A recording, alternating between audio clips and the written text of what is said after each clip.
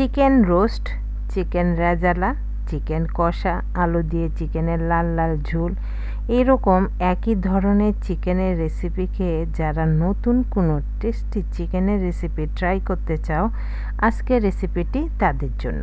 একদম ভিন্ন স্বাদের অথচ খেতে অসাধারণ টেস্টি, মেহমান বা অতিথি আপ্যায়নে একদম উপযুক্ত একটি রেসিপি। মেহমানদের যদি তুমি এই রেসিপিটি করে খাওয়াও তাহলে কিন্তু তোমার কাছ থেকে রেসিপি জানতে চাইবে, এতটাই টেস্টি হয়। তাহলে চলো দেখতে থাকো যে আমি কিভাবে কি করছি। সেই জন্য তো অবশ্যই লাগবে চিকেন। আর এই রেসিপিটি তৈরির জন্য আমি নিয়েছি একদম দেশি মুরগি। তোমরা চাইলে অন্য জাতের মুরগি দিয়েও এই রেসিপিটি ট্রাই করতে পারো, তবে দেশি মুরগি দিয়েই তো বেশি টেস্ট হয়, তাই না? তো দেখো আমি মুরগিগুলো ছোট ছোট পিস করে কেটে নিয়েছি, আর এগুলো খুব ভালো করে ধুয়ে কেটে পরিষ্কার করে নিয়েছি। এবার চলে যাব সরাসরি চুলায়, কারণ চিকেনটা ম্যারিনেশনের কোনো ব্যাপার নেই। তো দেখো চুলায় বসিয়ে দিলাম একটি প্যান, দিয়ে দিলাম পরিমাণ মতো তেল। তেলটা গরম হয়ে গেলে এখানে ফোড়ন হিসেবে আমি দিয়ে দিব এলাচ এবং দারুচিনি। এর সাথে অ্যাড করে দিব অতি অবশ্যই বাটার।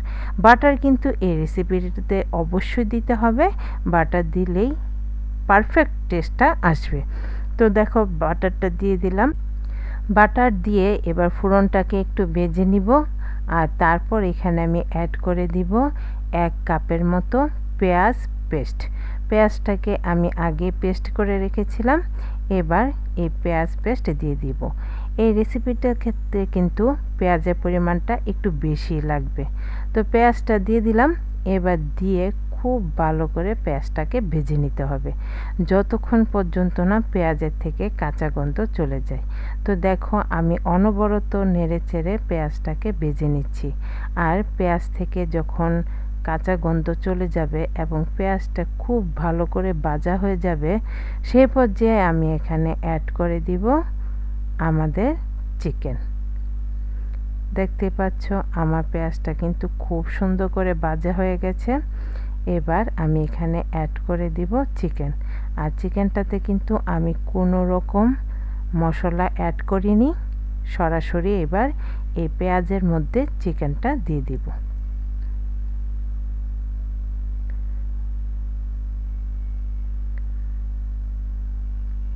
চিকেন দিয়ে দিলাম, দিয়ে এবার খুব ভালো করে পেঁয়াজের সাথে চিকেনটাকে ভেজে নিতে হবে যতক্ষণ পর্যন্ত না চিকেনের থেকে রঙটা পাল্টায়, ততক্ষণ পর্যন্ত আমরা ভেজে নিব। চিকেনটা এভাবে পেঁয়াজের সাথে ভাজার কারণে খেতে কিন্তু এত টেস্টি লাগবে, তোমরা একবার ঘরে ট্রাই করবে তাহলে বুঝতে পারবে।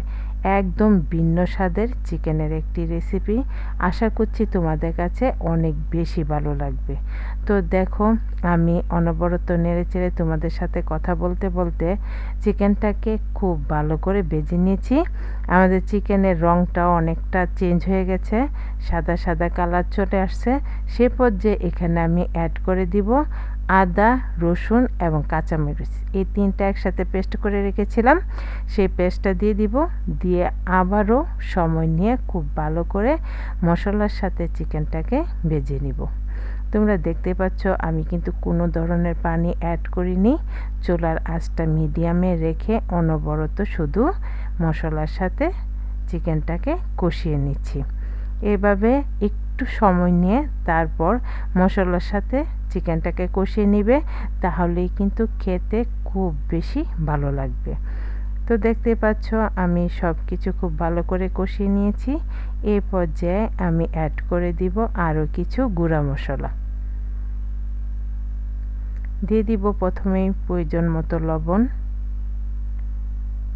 তারপর দিয়ে দিব হাফ চামচ গোলমরিচ গুঁড়ো, দিয়ে দিব আমি হাফ চামচ শুকনো মরিচের গুঁড়ো, তারপর এখানে দিয়ে দিব 1 চামচ ধনে গুঁড়ো আর হাফ চামচ জিরে গুঁড়ো। সব কিছু দিয়ে এবার আবারও ভালো করে চিকেনের সাথে মশলাগুলোকে কষিয়ে নিতে হবে। কোনো রকম পানি অ্যাড না করেই কম আঁচে এভাবে চিকেনটাকে মশলার সাথে কষিয়ে নিতে হবে। চিকেনের সাথে মশলা খুব ভালো করে কষানো হয়ে গেলে এই পর্যায়ে আমি এখানে অ্যাড করে দেব একটু গরম পানি। পানিটা দিয়ে মশলার সাথে ভালো করে মিশিয়ে নিব আর তারপর এই চিকেনটাকে আমি ঢেকে রান্না করব যতক্ষণ পর্যন্ত না চিকেনটা হাফ সিদ্ধ হয়ে যায়। চিকেনটাকে ঢেকে সিদ্ধ করে নিব 10 থেকে 12 মিনিটের মতো। এর মাঝখানে দেখো একটু ঢাকনাটা খুলে দিলাম আর দেখতে পাচ্ছ কি পরিমাণ পানি বের হয়েছে চিকেন থেকে। এবার সব কিছু খুব ভালো করে একটু নেড়েচেড়ে মিশিয়ে দিব আর তারপর আবারও ঢেকে রান্না করব 5 থেকে 7 মিনিট। তো ঢেকে দিব আর ততক্ষণে কিন্তু আমাদের চিকেনটা অনেকটাই সিদ্ধ হয়ে যাবে। সে পর্যায়ে এখানে আমি অ্যাড করে দিব টক দই। টক দইটা আমি আগেই খুব ভালো করে ফেটিয়ে রেখেছিলাম। এবার আরেকটু ফেটিয়ে তারপর টক দইটা দিয়ে দিব। আর টক দই দেওয়ার সময় অবশ্যই কিন্তু চুলার আঁচটা কমিয়ে রাখতে হবে, নতুবা টক দই ছেড়ে যাবে, খেতে আর ততটা ভালো লাগবে না। তো দেখো আমি টক দইটা দিয়ে দিলাম। এবার সব কিছু আবারও খুব ভালো করে মিশিয়ে নিব আর আবারও আমি চিকেনটাকে ঢেকে রান্না করব 5 থেকে 7 মিনিটের মতো। ততক্ষণে কিন্তু আমাদের চিকেন খুব সুন্দর করে সিদ্ধ হয়ে যাবে। আর এদিকে দেখো আমি কিছু সবজি নিয়েছি ক্যাপসিকাম, টমেটো আর নিয়েছি আদা এবং কাঁচামরিচ।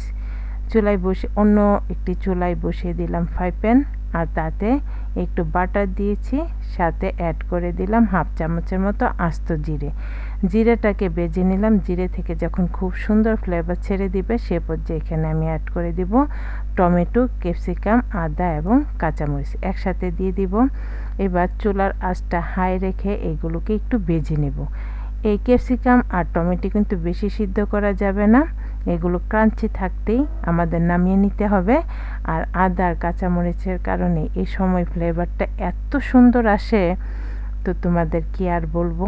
তো দেখো সব কিছু আমি নেড়ে চেড়ে খুব ভালো করে ভেজে নিচ্ছি আর এগুলো কিন্তু একটু সফট হয়নি, কাঁচিই আছে। এই পর্যায়ে আমরা সিদ্ধ করা চিকেনে ভেজে রাখা ক্যাপসিকাম এবং টমেটোটা দিয়ে দিব।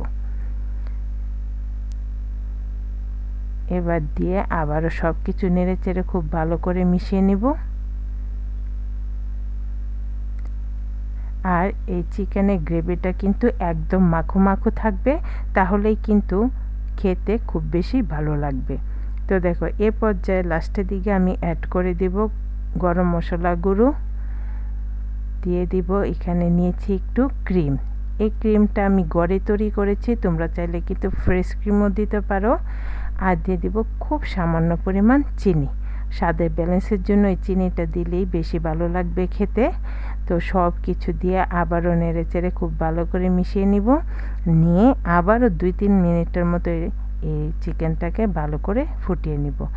আর তাহলেই রেডি হয়ে যাবে খুবই সুস্বাদু চিকেনের এই রেসিপিটি। আশা করছি তোমরা দেখে বুঝে নিয়েছো যে কি পরিমাণ টেস্টি। একবার বাড়িতে ট্রাই করো আর ট্রাই করে আমাকে কমেন্ট করে জানাতে ভুলো না যে তোমাদের কাছে কেমন লাগলো। আর ভালো লাগলে বেশি বেশি করে শেয়ার করে দিও। আমার চ্যানেলটাকে সাবস্ক্রাইব এবং পেজটাকে ফলো করে দেওয়ার জন্য তোমাদের কাছে খুব বেশি অনুরোধ রইল। সবাই খুব ভালো থেকো। Tata, bye bye.